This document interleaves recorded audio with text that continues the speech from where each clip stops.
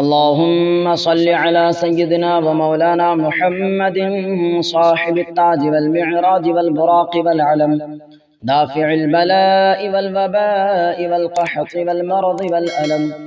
اسمه مكتوب مرفوع مشفوع منقوش في اللوح والقلم، سيد العرب والعجم. جسمه مقدس معطر مطهر منور في البيت والحرم، شمس الدحى بدر الدجى صدر العلا نور الهدى كهف الورى مصباح الظلم، جميل الشيم شفيع الأمم صاحب الجود والكرم.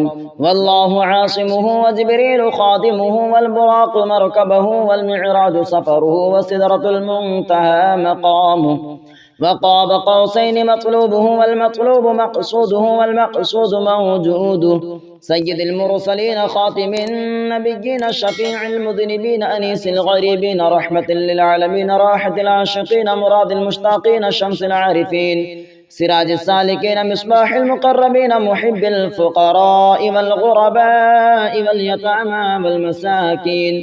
سيد الثقلين نبي الحرمين إمام القبلتين وسيلتنا إلى الله تعالى في الدارين، صاحب قاب قوسين محبوب رب المشرقين ورب المغربين، جد الحسن والحسين مولانا ومولى الثقلين أبي القاسم محمد بن عبد الله نور من نور الله.